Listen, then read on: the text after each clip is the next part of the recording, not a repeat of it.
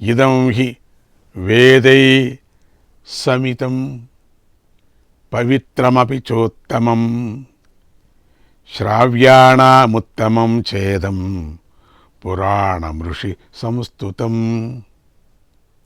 ఈ కథలో వేదాలతో సమానమైనది ఈ కథ.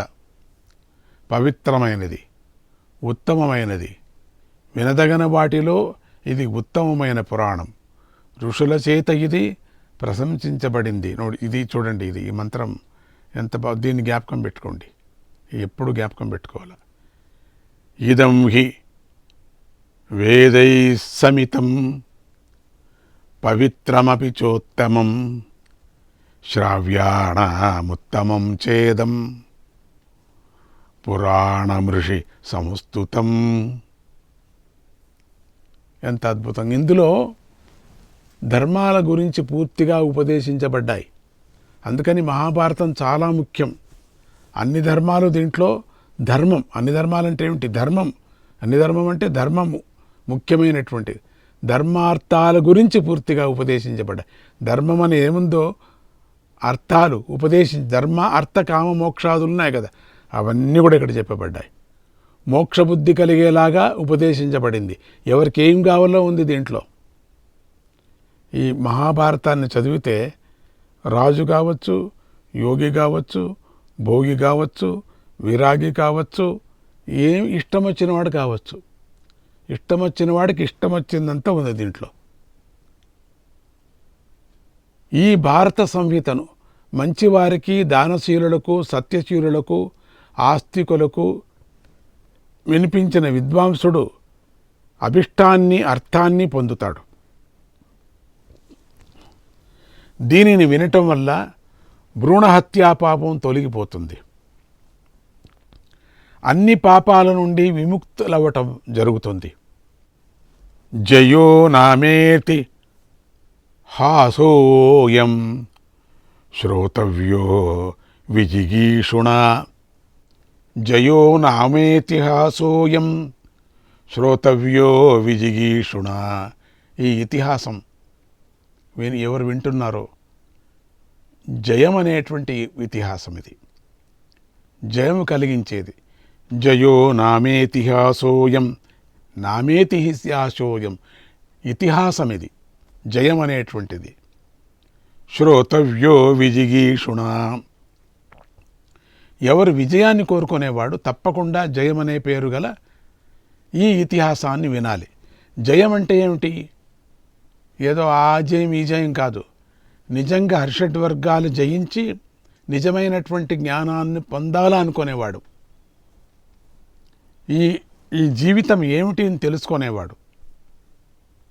ఈ మాయ ఏమిటి? మనం ఎందుకు పుడుతున్నాం? మనం ఎందుకు చస్తున్నాం? మధ్యలో ఎందుకు ఈ కష్టాలు? ఏంటి? ఈ జన్మం మాత్రమే మనకు జ్ఞాపకం ఉంది, మిగతాదంతా ఏది లేదే. అవే ఉన్నాయా లేవా? ఎందుకు జ్ఞాపకం రావటం లేదు? ఇప్పుడే మనకేమిటి ఈ మమకారాలు, ఈ కష్టాలేమిటి, ఏడుపులేమిటి, బడబెబ్బలేమిటి, ఏమిటి ఇవన్నీ నాకు అర్థం కాలే. ఇవన్నీ దీన్నంతా తెలుసుకొని జయించాల, జ్ఞానం కలగాల అనేది మహావిజయం. అదే జయం. దీనిని విన్న రాజు భూమిని జయిస్తాడు, ఇక శత్రువులను ఓడిస్తాడు. పుత్రుడిని పొందటానికి ఇది శ్రేష్టమైన సాధనంగా ఉపయోగపడుతుంది. శుభానికి ఇది మార్గము. యువరాజు కాని, రాణి కాని దీన్ని వింటే వీరుడైన పుత్రుడు కలుగుతాడు, లేదా రాజ్యాన్ని పొందగలిగే కన్య పుడుతుంది. వ్యాసమహర్షి ధర్మశాస్త్రాన్ని, అర్థశాస్త్రాన్ని, మోక్షశాస్త్రాన్ని ఈ మహాభారత రూపంలో చెప్పాడు. అన్ని శాస్త్రాలు ఈ జయ అనే ఇతిహాసాన్ని చెప్పేవారి, వినేవారి పుత్రులు సేవాపారాయణులు అవుతారు. వీళ్ళంతా కూడా సేవకులు, ప్రియంగా పనిచేసేవారు అవుతారు. శరీరేణ కృతం పాపం వాచా చ మనసైవ చ సర్వం సంత్యజతి క్షిప్రం యయిదం శృణుయాన్నరః. ఈ భారత కథను విన్న మానవుడు మనస్సు, వాక్కు, శరీరాల చేత చేసిన పాపం నుండి వెంటనే విముక్తుడవుతాడు. ఈ కథను విన్నవారికి అసూయ ఉండదు, రోగ భయం ఉండదు, పరలోక భయము ఉండదు. వ్యాస భగవానుడు ఈ భారతాన్ని ధనము, యశస్సు, ఆయస్సు, పుణ్యము, స్వర్గము ప్రసాదించేదిలాగా రచించాడు. దీని ద్వారా ధర్మాత్ముల కీర్తిని లోకంలో వ్యాపించేశాడు.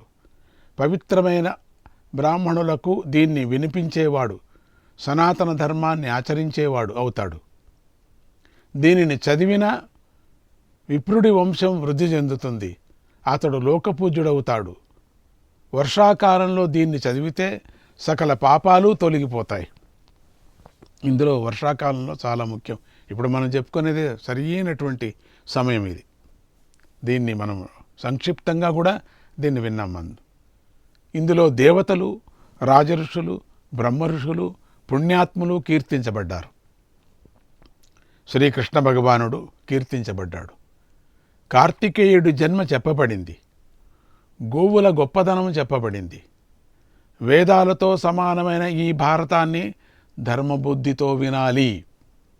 ఈ కథను పర్వదినాలలో విప్రులకు వినిపించిన విద్వాంసుడు శాశ్వతమైన బ్రహ్మమును పొందుతాడు.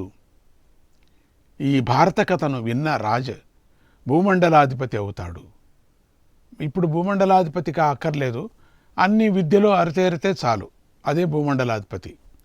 మంచి పని దొరికితే చాలు, అదే భూమండలాధిపతి. మంచి భార్య దొరికితే చాలు, అదే మంచి పతి దొరికితే చాలు, అదే మంచి పుత్రుడు పుడితే చాలు, అదే భూమండలాధిపతి. మనకు అదే కావాల్సింది. గర్భవతికి పుత్రుడు పుడతాడు. గర్భవతి చాలా ఆరోగ్యంతో ఉంటుంది. కన్యకు శీఘ్రంగా పెళ్ళి అవుతుంది. పెళ్లి కాని వాళ్ళు ఉన్నారు కదా, వాళ్ళు వింటే తొందరగా పెళ్లి అవుతుంది. వ్యాపారం కోసం బయలుదేరిన వర్తకులకు లాభం చేకూరుతుంది. వీరులకు విజయం లభిస్తుంది.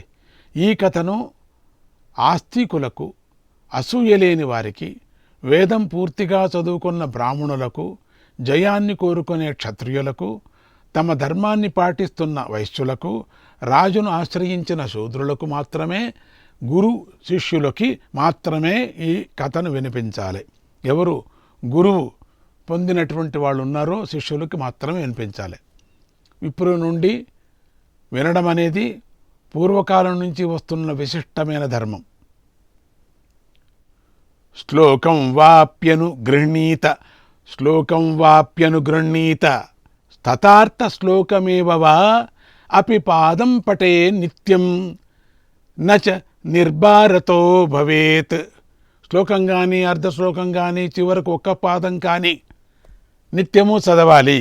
అంతేగాని మనిషిగా ఎవరు పుట్టారో వాళ్ళందరూ ఈ కథను వినాలి. ఎందుకంటే ఇవి మనిషికి మంచి సూక్తులని, మంచి విచారాన్ని, మంచితనాన్ని, ఈర్ష్యను పోగొట్టే విధాన్ని, మంచి తపస్సును, మంచి జ్ఞానాన్ని, మంచి ఆ గురు శుశ్రూషను, సేవ చేసేటువంటి మనస్సును, ప్రపంచానికే మేలు చేసేటువంటి బుద్ధిని, ఇంట్లో ఉండిన మెంబర్స్కు మంచి చేసేటువంటి విధానాన్ని కూడా దొరుకుతుంది.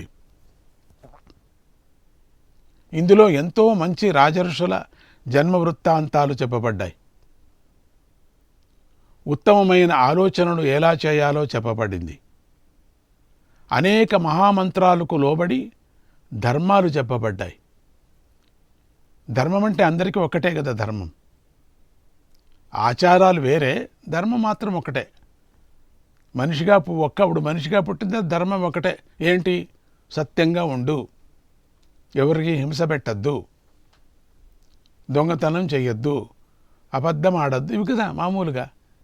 నిష్టగా ఉండు, నియమంగా ఉండు, డిసిప్లిన్గా ఉండు, ఇవి ధర్మాలు. ఇవంతా కూడా ధర్మం. ఇవంతా కూడా విచిత్రాలైన యుద్ధాలు చెప్పబడ్డాయి. దీంట్లో రాజుల యొక్క అభివృద్ధి చెప్పబడింది. ఆయా విషయ ప్రాధాన్యాన్ని బట్టి ఋషులు, గంధర్వులు, రాక్షసులు కథలు చెప్పబడ్డాయి. పవిత్ర తీర్థాలు, దేశాలు, వనాలు, పర్వతాలు, నదులు, సముద్రము మొదలైన వాటిని గురించి విషయాలన్నీ చెప్పబడ్డాయి. దేశాలు పురాలు కూడా వర్ణించబడ్డాయి.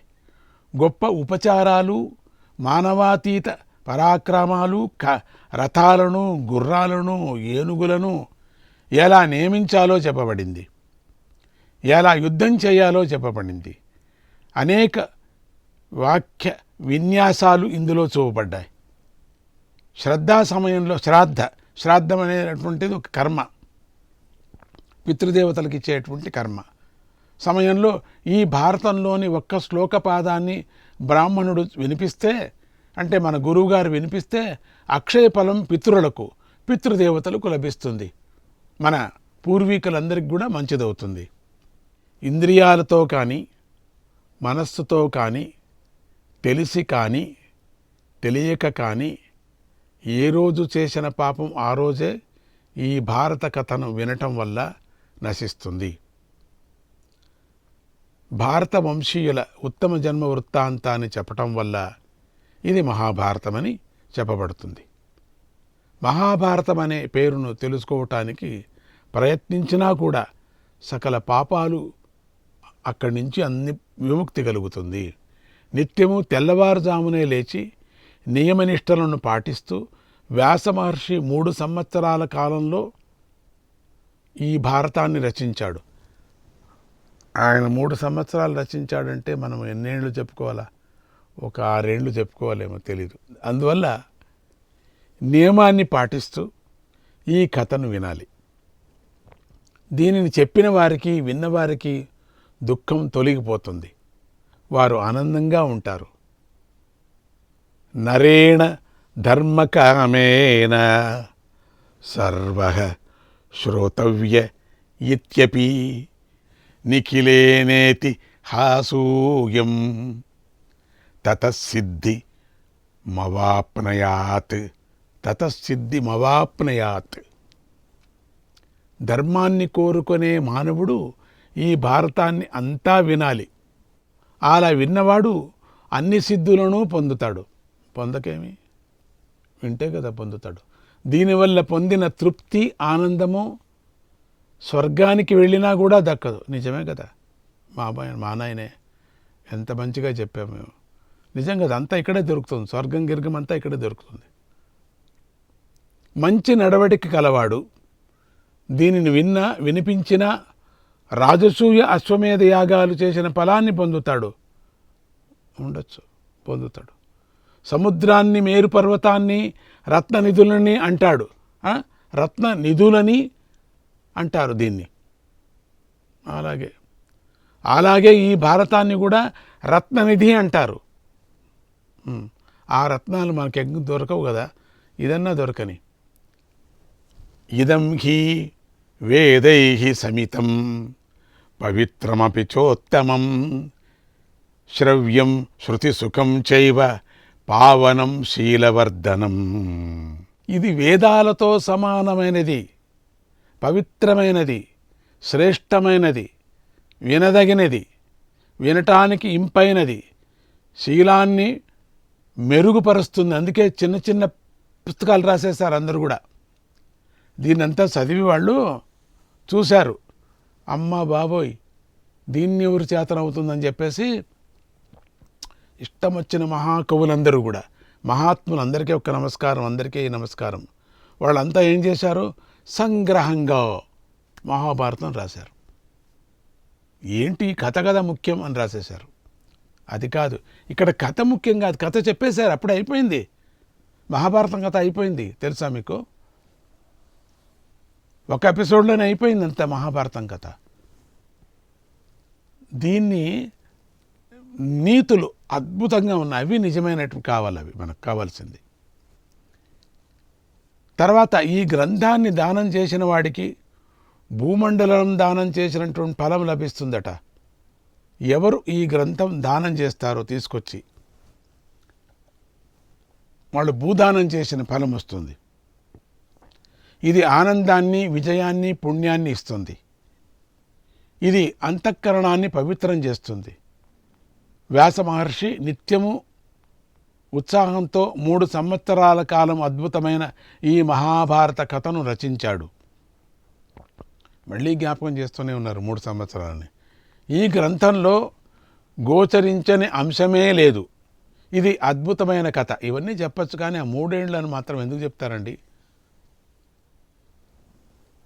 ధర్మే చార్థే చ కామే చ మోక్షే చ భరతర్షభ యది హాస్తి తదన్యత్ర యన్నేహాస్తి నతత్క్వచిత్. ఓ భారత వంశంలో పుట్టిన గొప్పవాడా జనమేజయ మహారాజా, ధర్మ అర్థ కామ మోక్షాల విషయం ఇందులో ఉన్నదే, చెప్పినదే. ఇది ఎక్కడైనా ఉంటుంది. అయితే ఇందులో లేనిది ఇంకా ఎక్కడా కూడా లేదు, మొత్తం ఉంది దీంట్లో. ఇది ఇంతటి అద్భుతమైన గ్రంథం అన్నాడు వైశంపాయ మహర్షి. ఓం శ్రీకృష్ణాయ పరమాత్మనే నమః. 63వ అధ్యాయం. ఈ అధ్యాయంలో ఉపరిచర మహారాజు చరిత్ర, శ్రీ వ్యాస జననము, వంశ చరిత్ర చెప్పబడ్డాయి. చాలా ముఖ్యమైనటువంటిది. వైశంపాయనుడు ఇలా చెప్పాడు: ఓ జనమేజయ, ఉపరిచరుడనే మహారాజు ధర్మాత్ముడు. నిత్యము ధర్మాన్ని ఆచరిస్తూ ఉంటాడు. నిత్యము వేటకు వెళుతూ ఉంటాడు. అది అతడికి అలవాటు. అతడు పౌరవ నందనుడు. ఇంద్రుడి మాట ప్రకారం అతడు చేదీ రాజ్యాన్ని స్వీకరించాడు. అతడికి తపస్సు చేయటం అంటే ఇష్టం. అందుచేత శస్త్రాన్ని విడిచిపెట్టి అడవిలో ఒక గుడిసె నిర్మించుకొని హాయిగా తపస్సు చేసుకోసాగాడు. ఒకనాడు అతన్ని చూసి ఇంద్రాది దేవతలు, ఈ రాజుకు ఇంద్రుడయ్యే యోగ్యత ఉంది, తన తపస్సు ఇంద్ర పదవి సాధించగలడు అనుకొని అతడి వద్దకు వచ్చి అతడి చేత తపస్సు మాన్పించి ఇలా అన్నారు: ఓ రాజా, ఈ భూమి మీద ధర్మం వర్ణ సంకరం కాకుండా చూడు. త్వయా హి ధర్మో విధృతః కృష్ణం ధారయతే జగత్. నువ్వు ధర్మాన్ని ఆచరిస్తే ఈ లోకమంతా ధర్మాన్ని ఆచరిస్తుంది కదా అన్నారు. తర్వాత ఇంద్రుడు ఇలా అన్నాడు: ఓ రాజా, నువ్వు ఎల్లప్పుడూ ధర్మాన్ని రక్షిస్తూ ఉండు. ధర్మాన్ని ఆచరిస్తూ ఉండటం చేత నీకు శాశ్వతమైన పుణ్యలోకాలు లభిస్తాయి. ఈ రోజు నుంచి నువ్వు నా ప్రియమిత్రుడివి. ఈ భూమి మీద నీకు ఇష్టమైన అందమైన ప్రదేశంలో నువ్వు నివసించవచ్చు. చేదీ దేశం పవిత్రమైంది, సకల వనరులతో సమృద్ధిగా ఉంది, స్వర్గంలాగా రక్షించదగిందై ఉంది. అందుచేత నువ్వు అక్కడ నివసించవచ్చు. అక్కడి పల్లెజనులు కూడా ధర్మాత్ములై ఉన్నారు. అక్కడ సత్పురుషులు ఉన్నారు. అక్కడ పరిహాసానికైనా ఎవరు అబద్ధం ఆడరు అక్కడ. పెద్దల మేలు కోరుకునే పుత్రుల తల్లిదండ్రులను విడిచి వెళ్ళరు, విడిపోరు కూడా. బరువును మోయటానికై ఎద్దులను వినియోగించరు. బాగా కృషించిపోయిన ఎద్దులను దయతో పోషిస్తారు. అటువంటి చేదీ దేశంలో అందరూ వారి వారి ధర్మాలను ఆచరిస్తూ ఉంటారు. ఇది ధర్మం అనేటువంటి ఒకటి. నీకు స్ఫటికంతో నిర్మించబడిన ఒక విమానాన్ని ఇస్తున్నాను. దీనిని దేవతలు మాత్రమే ఉపయోగిస్తూ ఉంటారు. ఇది ఎప్పుడు ఆకాశంలో సిద్ధంగా ఉంటుంది. మానవులలో నువ్వు ఒక్కడివే. ఈ శ్రేష్టమైన విమానంలో దేవతలాగా ఆకాశంలో సంచరించవచ్చు. నీకు ఎప్పటికీ వాడని పద్మాలు ఉండే వైజయంతి అనే మాలను ఇస్తున్నాను. అది మెడలో వేసుకో. యుద్ధంలో ఆయుధాలు తగలకుండా అది నిన్ను రక్షిస్తుంది. ఇది ఇంద్రమాల. దీనితో అందరూ నిన్ను గుర్తిస్తారు.